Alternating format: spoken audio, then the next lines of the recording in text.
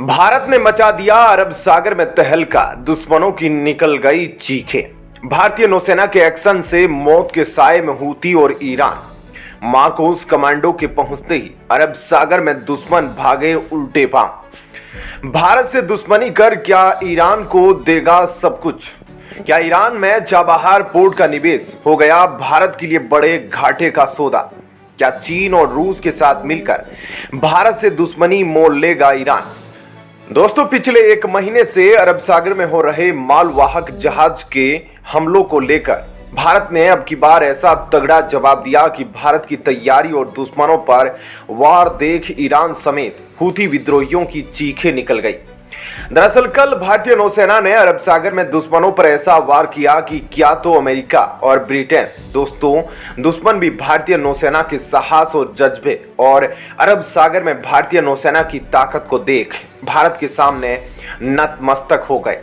जिसके बाद अब भारत ने पूरी दुनिया को इस बात का एहसास करा दिया है कि पूरे अरब सागर और हिंद महासागर में कोई भी दुर्घटना या डकैती नहीं हो सकती,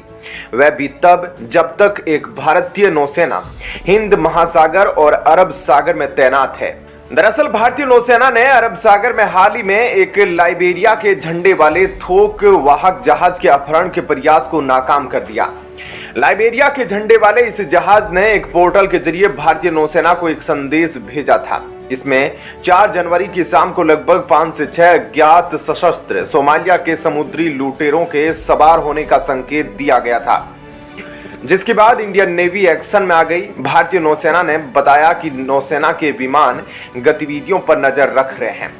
अब भारतीय नौसेना के लिए यहां सबसे बड़ा लक्ष्य यह था कि कैसे भी करके इन मालवाहक जहाजों में 21 क्रू मेंबर्स की जान भी बचानी है, जिसमें भी लगभग 15 लोग सवार थे।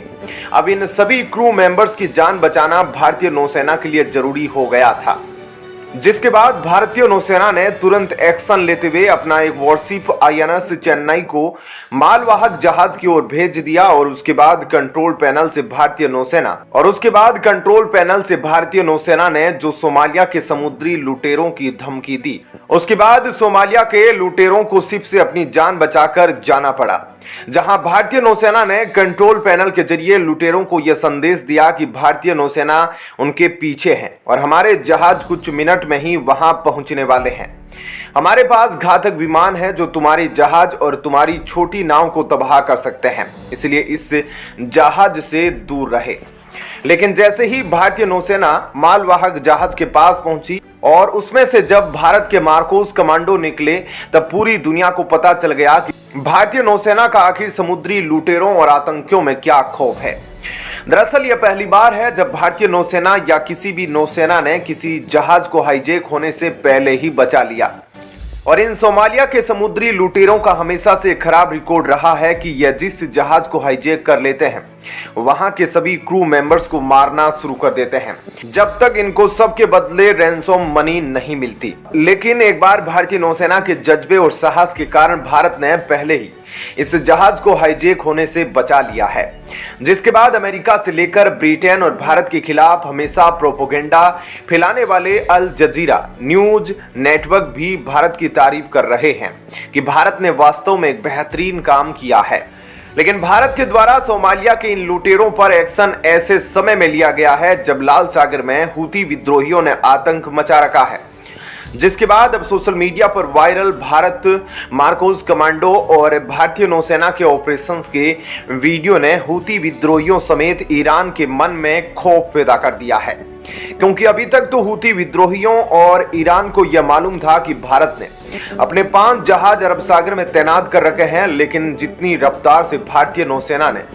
सोमालिया के लुटेरों को टैकल किया और घंटों में जहाज को हाईजैक होने से बचा लिया, उसके बाद तो हूथी विद्रोही भी सोच रहे हैं कि भारत जा रहे जहाजों पर क्या अब हमला करना सही है, क्योंकि हूथी विद्रोहियों के मन में डर इस बात का बैठा हुआ है कि भारत ने साफ चेतावनी दे दी है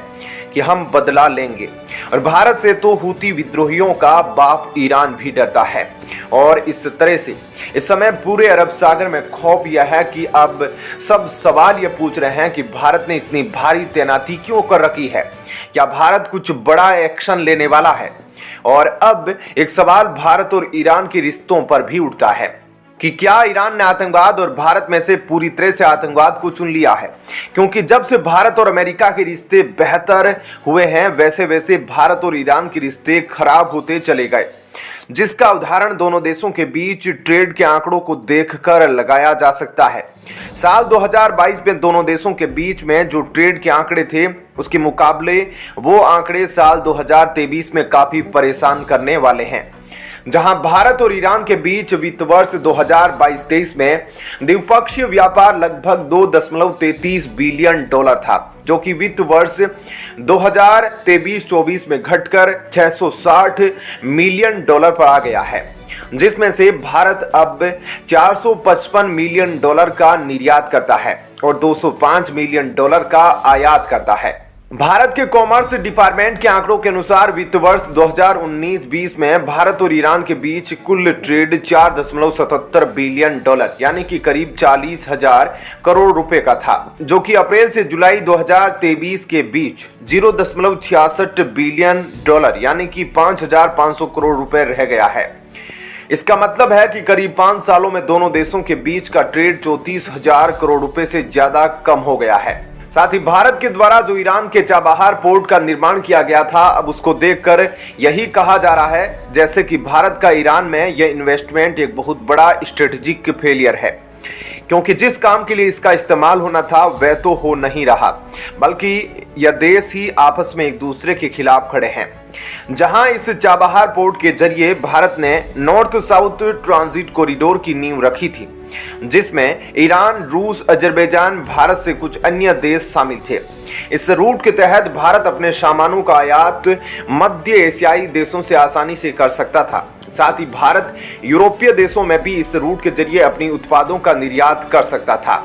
लेकिन वर्तमान में जिस तरह से ईरान और भारत के संबंध है और जिस तरह से दोनों देश इजराइल हमास की जंग को लेकर एक दूसरे के सामने खड़े हैं, उससे न केवल आपसी व्यापार बल्कि भारत के स्ट्रेटेजिक निवेश को भी हानि पहुंचती है। और अब ईरान को भी यह सोचना होगा कि चाबहार पोर्ट उसके लिए एक बहुत बड़ा महत्वपूर्ण भूमिका अदा कर सकता है, क्योंकि गल्फ ओमान में यह ईरान के लिए बड़ी भूमिका निभा सकता है, क्योंकि चीन द्वारा निर्मित पाकिस्तान में ग्वादर पोर्ट अभी तक पूरी तरह से नहीं बना, जिस कारण चाबहार पोर्ट एक नया स्ट्रेटेजिक पॉइंट बन सकता है नए शिप्स के ठहरने के लिए। लेकिन इसके लिए ईरान को अपनी छवि सुधारनी होगी और उसमें ईरान के लिए भारत एक बड़ी मदद कर सकता है, क्योंकि यदि भारत और ईरान मिलकर इस पोर्ट का संचालन मिलकर करने लगे तो भारत पर दुनिया के हर एक देश को भरोसा है। ऐसे में ईरान को इस पोर्ट से अच्छी कमाई हो सकती है तथा साथ ही मध्य एशियाई और पूर्वी यूरोप के देशों में भी ईरान सामान आयात निर्यात कर सकता है और एक नया रूट उनको उपलब्ध करा सकता है, अगर ईरान दूर तक की सोच कर चलता है तो। क्योंकि अब पूरी तरह से निर्णय ईरान के हाथों में है। पिछले 5 सालों में भारत और ईरान का तो व्यापार 40,000 करोड़ से घटकर 5500 करोड़ रुपए पर आ गया है और ईरान अब चीन और रूस के साथ मिल गया है और वह अब अरब सागर में हूती विद्रोहियों को खड़ा कर भारत और अमेरिका को चुनौती दे रहा है। हालांकि अमेरिका भारत से हूती विद्रोहियों के खिलाफ लड़ने के लिए मदद मांग रहा है, लेकिन भारत की नौसेना ने सोमालिया के लुटेरों को भगाकर हिंद महासागर समेत अरब सागर में पूरी दुनिया को यह दिखा दिया कि अभी असली ताकत अरब सागर में बैठी है। ऐसे में यह देखना होगा कि ईरान भारत का हाथ थामता है या आतंक का। क्या कहना है आपका इस खबर पर कमेंट सेक्शन में जरूर बताएं। जय हिंद, जय भारत।